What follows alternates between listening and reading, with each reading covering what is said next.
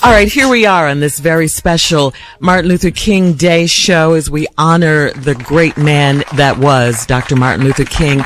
We say this is a day of service. A lot of people are doing community type things today, working in the community. There will be a lot of parades in the community to honor Dr. Martin Luther King. We here on the Steve Harvey Morning Show are also doing something very special. As you may know, as you may have heard, our very own leader, our captain, Steve Harvey, had a meeting with President-elect Donald Trump on last Friday, and Steve is here to, you called in, Steve, to tell us about that meeting. You've had an interesting last couple of days, to say the least, huh, Steve? It's been a little bit more than interesting.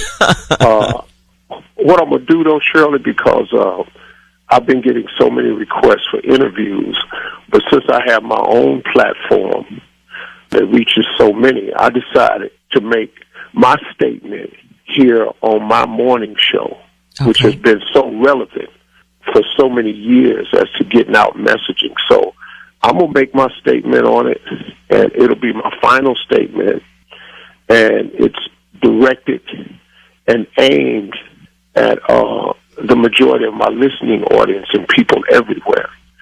So I'm going to make my statement concerning my meeting with President-elect Donald Trump. First, I want to say thank you to all the people who have reached out and shown me so much love and support. But I'm also very aware of the anger that so many people feel. And these voices will continue to be heard, as they should. But I have an obligation to take a seat at the table when invited. Change can only happen when we sit at the table. If we sit at the table, then we can have a say-so onto what's to be eaten on the menu. If you're not at the table, you can't even refuse the menu or suggest what we should be eating. And so, therefore, it was very important for me to take the meeting. Okay. All right. Now, Steve, let's get into it. How did this meeting come about in the first place?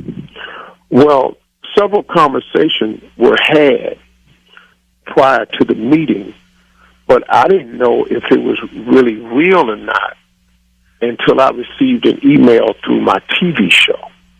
And it was an email through some people from the Trump side. Mm-hmm. And it gave me an opportunity to meet with President-elect Donald Trump. And President Trump did not request this meeting personally, as I understood it, but it was set up by members of his team. And I didn't even know if it would happen until I got an email from an assistant who gave me a time and a day. And Shirley, I want to be clear here. Mm-hmm. Mr. Trump didn't ask me for any advice or help, and people should know that. I'm assuming that the transition team thought this would be a great meeting between the two of us. And when we met, it was a very cordial meeting. He was very warm, friendly, and honestly, when we talked, he was very sincere. We talked about golf. We talked about favorite golf courses. We talked about the election. And it started as just a meet and greet.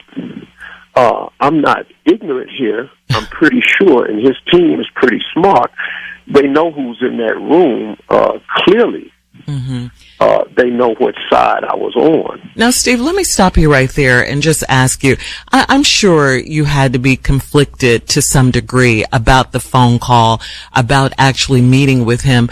What was the determining factor? What were you trying to do? What was your goal in meeting with him? I know you mentioned something in your opening statement about a seat at the table. Why did you decide that it was important for you to meet with him? Well, I thought it was important because the only way we can heal the divide in this country is through conversation. I don't think that we will ever unify this country or begin a healing process until we talk to one another. When I listened to President Obama's final speech in Chicago, one of the things he said that stuck out of my head, where he was asking people to get from behind the computers and get out and get involved. Well, I don't text and tweet, and I don't blog, but I have a microphone. So from my standpoint, being the person that I am and the person that God has made me to be, I took that and said, okay, well, let me step from behind the microphone and take a seat at the table when invited to discuss. I didn't know what it would be about exactly, but to my surprise, it turned out really, really interesting, because after the meet and greet section of the conversation, to his credit, he asked me, what did I want? So you're saying Donald Trump, President-elect, asked you, what did you want? Yeah, because I'm assuming that people who had been meeting with him wanted certain things. Okay. And so after we exchanged all the pleasantries and everything, he asked me, well, Steve, what do you want? And that's when I took the opportunity to say that I wanted to help aid in any way I could to help improve the housing conditions in the inner cities. I was aware that he had appointed Dr. Ben Carson, the head of Housing and Urban Development, or HUD, and if I could be of assistance in helping him move that initiative along, that I would be of service in that regard. And I felt that I could get the voice of the people in those communities, and with my reach in these communities, could possibly get some positive things done. Now, here's what was amazing to me, and I have to tell you what he did. While we were talking, he said, that sounds great. He immediately got Dr. Ben Carson on the phone, and he said, Steve wants to help with any HUD initiatives. And that threw me, because I'm sitting here going, I've never seen anybody jump into action so quickly at a request. You know, I'm not a politician, so quite naturally I'm thinking it's a ton of red tape. You got to go there. Yeah. Man, got this man on the phone immediately. And Dr. Ben Carson and I talked for the first time. We talked for several minutes over the speaker. He was very receptive to me in aiding him in that area. And that was the beginning of it. But I tell you what the part was that I also had a chance to say was, I said to the president-elect, if we had some facilities provided in these inner cities that could provide a place where young boys and girls could come for hope and vision with some type of training component to it to help curb, I knew it wouldn't alleviate, but it would help curb some of the problems that's plaguing our inner cities. And I don't have all the answers, but I do know that mentoring and guidance has changed so many young people's lives. So Dr. Carson and I talked briefly about Chicago as a place. We talked about his hometown of Detroit. I mentioned that I was from Cleveland, and they were very receptive because they want to do something with these inner cities. And I didn't expect him to respond so quickly, but he did. And Shirley, I'm going to tell you, when I walked away feeling that there might be a real chance for some positive to come out of what so many think is all doom and gloom. Yeah, and that's an opportunity you could not have missed. Now, let me ask you this, Steve. Were you surprised? I know you mentioned at the top that there was a lot of love that you got, but were you surprised at the backlash from the very people you felt you were representing and trying to help with having a meeting with the president-elect? On a personal note, a lot of y'all hurt me. You really did. I didn't expect the backlash to be so vicious, and you know, but I also understand that if I'm gonna keep getting stabbed at, now I'm still Steve Harvey, so please understand, if I'm gonna keep getting stabbed at, then at least while you stabbing me, you should understand my intent for even taking the meeting in the first place. See, when I'm in this table, I'm sitting in these meetings with people who make policy decisions and decide what the menu is. When I'm sitting at the table, it gives me an opportunity to say what we would like to have on the menu. And so, as far as HUD going and better housing and conditions in the inner cities, see, Steve Harvey ain't got a dollar invested in rental property. I don't have any money being made in the housing industry. I've never had a renovated apartment, a house, or anything.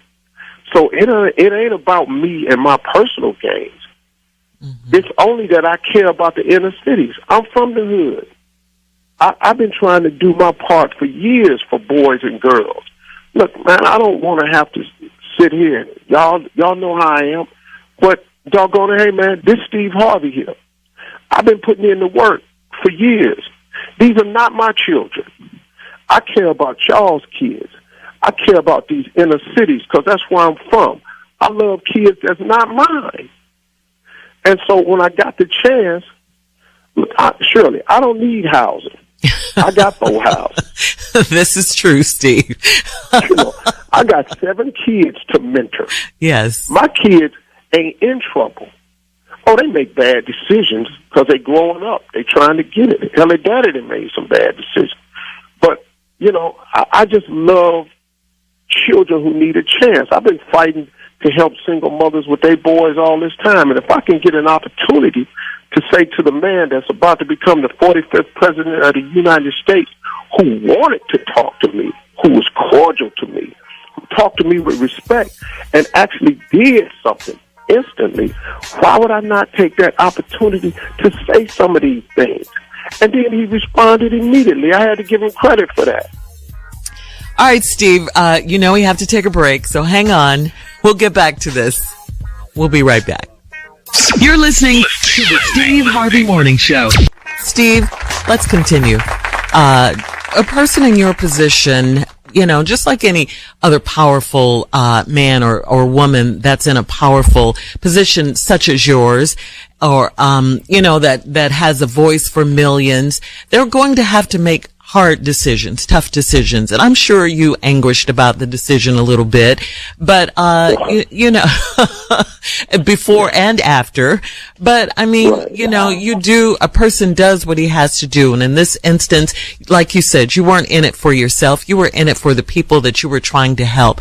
And, you know, from my perspective, all we can do is salute you for that, because you didn't make the call. They called you and they asked you, what do you want? What do you want? You know what, Shirley, that's true. You know, but I'm going to be clear, and everybody hear me clearly. I'm going to continue this fight at this new level that God has placed me in. See, I've often said, and this is true, that your career is what you paid for, but your calling is what you made for. See, I didn't ask for this. This landed in my lap. So, you know, there's a poem when I pledged, and a lot of people who pledge will understand. There's a line in Invictus that helps me so many times. Nothing helps me more than my Heavenly Father. Amen. But there's a line in the poem in Invictus that said, my head is bloody but unbowed. See, I still love my people, even the ones that don't understand. I'm going to keep on fighting for you. And till more of us do understand that all the fights ain't in the streets. Some of these fights is in the boardroom. Some of these fights is in the vote. And that's what our president has said. It's in the vote. It's in the boardrooms. And when you can sit at these tables, we can't be mad forever. Oh, okay, so what am I going to say now, Shirley, on behalf of people that I respect and love across this country? No, we don't want better housing. No, we don't want no facilities. No, we don't want none of that because we mad at who president. Yeah. Well, he is the 45th president on the 20th. Now, we ain't got to like that, but that's what it is. But if this man was willing to talk and hear anything and then react so swiftly, I just have to give them the credit to that. I will, if they ever ask me to talk again, I have to do it again. I wish everybody understood. I really do. Steve. But I get it when you don't. You have to stay in the game. You have to continue to look at the big picture because that's who you are. And, I wish I could talk to you forever for this, but we have to go. I'm always on you about going to commercials and all of that. But, your takeaway as we close, this will be your final question, your takeaway and your thoughts in the future. Well, my takeaway is simple. Where God is leading me in my life, I've often not cared about the route that He's chosen to send me on. I ain't been crazy about some of the trips I done had to take to get to the destination. I wasn't happy with Miss Universe. I didn't like that. But I did ask God to increase my global presence and persona to say things that would help others. Now, here I am. And so this is where I'll stay. I thank everybody. Shirley, I love you. I love the people. I love my listeners. I love the people I represent. I love people around this country who supported me. I love people around this world who sometimes don't get it, but it's okay. I'm going to keep fighting the fight. I love y'all. Thank you very much, Shirley. All right, you're welcome. And hey, listen, happy birthday tomorrow. We'll say it again, but happy birthday. Enjoy yourself, Steve. Hey, girl, tomorrow we're going to get back to the regular show. Yes. I ain't going to mention this no more. Tomorrow I'm opening up the door and start balling. Party! All right, Steve. Love you too. All right, bye-bye. All right, we will be back with more of this special Dr. Martin Luther King Day tribute.